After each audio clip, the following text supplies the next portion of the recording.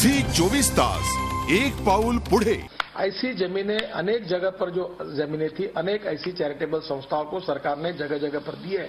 इसमें कोई गैर कानूनी बात नहीं है, न कोई व्यक्तिगत और प्राइवेट कंपनी को दी गई है। जहां तक पानी का सवाल है, जो मेरे बारे में कितने कारखाने आंकड़े बताए वो भी शायद उनको मालूम नहीं था। यहां जो शुगर फैक्ट्री है उसी में पावर प्रोजेक्ट है।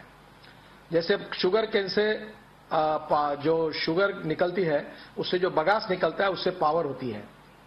जो प्रेसमंड निकलता है उसका खाद तैयार होता है, और जो मोलाइसेस निकलता है उससे अल्कोहल या इथेनॉल तैयार होता है। तो एक ही जगह है। तो वो बार बार अलग अलग बातें कह रहे थे।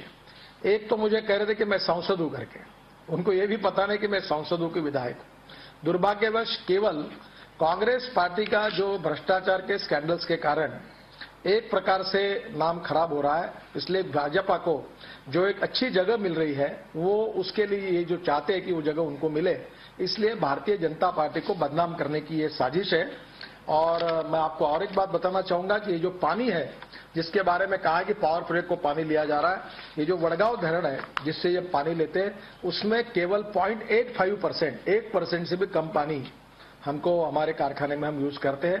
इसमें से कुछ पानी इंडस्ट्री को जाता है, कुछ पावर प्रोजेक्ट को जाता है, कुछ मियान प्रोजेक्ट को जाता है, और इसके साथ साथ आजू बाजू के इसमें किसानों के खेती के लिए पानी मिले इसके लिए भी, इरिगेशन के लिए भी जाता है। मैं इरिगेशन पर लगातार संघर्ष करता रहा, इसके ऊपर मैंने किताब लिखी है। और महाराष्ट्र ये पहला राज्य है जिसके राज्यपाल महोदय को विशेष अधिकार है, जो भारत के संविधान में है, कि महाराष्ट्र में विदर्भ और मराठवाड़ा और गुजरात में कच्छ, इनको अगर ठीक से निधि नहीं मिलता है सरकार से तो राज्यपाल को स्पेशल मैंडेटरी ऑर्डर देने का अधिकार है। और महाराष्ट्र में मैंने इस बात के लिए संघर्ष किया और विदर्भ की सिंचाई के लिए मैं लड़ता रहा हूं और बार बार ये विषय उठाता रहा हूं। जिस इरिगेशन स्कैंडल की बात की जाती है ये भारतीय जनता पार्टी ने निकाला। मैं उसका अध्यक्ष हूं, और अध्यक्ष होने के बाद दिल्ली में आने के बाद महाराष्ट्र के किसी भी विषय पर मैं प्रतिक्रिया नहीं देता। इसका मतलब मैं स्कैंडल पर चुप हूं, ऐसा नहीं होता। मैं जिस पार्टी का अध्यक्ष हूं, हमारे एमएलए देवेंद्र फडणवीस, किरीट सोमैया, इन्होंने ये स्कैंडल बाहर निकाला है। और भारतीय जनता पार्टी में जब मैं लीडर ऑपोजिशन था, अध्यक्ष था, मैंने भी महाराष्ट्र में अनेक स्कैंडल एनसीपी और कांग्रेस के बाहर निकाले हुए हैं। इसलिए मेरे साथ ये चिपका देना ये बहुत ही गलत है, अन्यायकारक है। दुर्भाग्यवश अपनी पार्टी चमके इस बात के लिए शायद उन्होंने ये केस बदनाम करने की कोशिश की है। मैं सोशल एंटरप्राइज हूं, कम से कम 10,000 ग्रामीण भाग के युवाओं को रोजगार देने का मैंने प्रयास किया है, और विदर्भ के किसानों को गन्ना लगाकर वो कर्ज मुक्त कैसे हो इसके लिए मिशन जैसा काम करता हूं। Bio fuel, bio energy, bio fertilizer, alternative energies, solar energy, ऐसे विषयों पर काम करके ऑर्गेनिक फार्मिंग, इस पर मैं किसानों को मदद करता हूं। ये मेरा व्यवसाय नहीं है, ये मेरा मिशन है। और मैं ये मानता हूं कि politics is the instrument of socio economic reform. जो कहा गया एक में कि मैं बिल्डर हूं, तो मैंने असंगठित क्षेत्र के कामगारों के लिए घर बना के दिए, और आपको ताज्जुब होगा कि 180 मकान केवल 400 रुपए स्क्वायर फीट के भाव से बनाकर हमें गरीब असंगठित क्षेत्र के काम विद प्लॉट मैंने बनाकर दिए, जो नो प्रॉफिट नो लॉस में तो नुकसान हुआ उसके ऊपर दिए। इसलिए मैं गरीबों के लिए काम करना चाहता हूं, गांव गरीब मजदूर किसानों के लिए। और मैं मानता हूं कि सही राजनीति यही है कि गरीबों का कल्याण करें।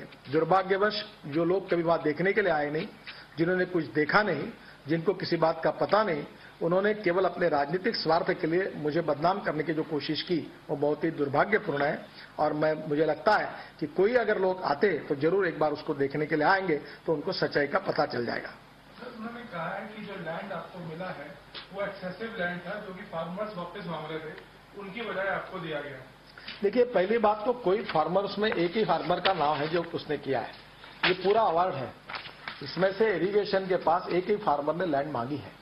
ये लैंड जो थी इसका एक्विजिशन मुबदला उनको मिल चुका है। सरकार उनको देना चाहती है तो मुझे अड़चन है। दूसरी बात, जो फार्मर का नाम लिया गया है वो अभी भी वहां उसके लैंड पर खेती कर रहा है, उसकी लैंड हमने ली नहीं, आप जाकर देख सकते हैं। जिसके लिए इन्होंने कहा है उसने और लैंड जो है वो हमारे नाम से भले मिली है हमारी समाज सेवी संस्था को, फिर भी हम वही खेती कर रहे हैं, हमने उससे कभी बोला भी नहीं है। क्विड प्रो को भी इल्जाम लगाया कि आपने अजीत पवार के साथ मिलकर और उनके वर्ड्स यूज करें तो लगा कि उनकी सेटिंग है आपके साथ। इस तरह देखो, ये तो मुझे लगता है कि अपोजिशन पार्टी में जो स्पेस है वो जो बीजेपी को मिल रही है वो न मिले और अपोजिशन वोट डिवाइड हो, इसलिए सेटिंग करके अपोजिशन के वोट को अपने तरफ डाइवर्ट करने के लिए ये कांग्रेस पार्टी की षड्यंत्र और चाल है, और उसी में ये लोग काम कर रहे हैं, ऐसा मुझे लगता है। आपका ये कहना है कि कांग्रेस और आईएसआई का कन्फ्यूजन है? नहीं, जो मुझे कहना था मैंने कहा, क्योंकि ये सब कुछ उसी के लिए जो हो रहा है, मुझे लगता है कि एक प्रकार की यही साजिश है कि कांग्रेस पार्टी के खिलाफ जो माहौल बना हुआ है उसको बीजेपी का फायदा न मिले और अपोजिशन पार्टी में वोट डिवाइड हो जाए और कांग्रेस पार्टी को उसका फायदा मिले, इसकी ये कोशिश है। नहीं, आज तो कोई उन्होंने कहा ही नहीं है और मैं ऐसी बातों, इतने चिल्लर बातों को कोई महत्व नहीं। देखिए, मैंने पहले ही कहा है, मैं किसी भी बात के लिए, किसी भी तरफ से, किसी भी इंक्वायरी के लिए कभी भी तैयार हूं। मेरा दामन साफ है, मैं किसी की चिंता नहीं। झी 24 तास, एक पाऊल पुढे।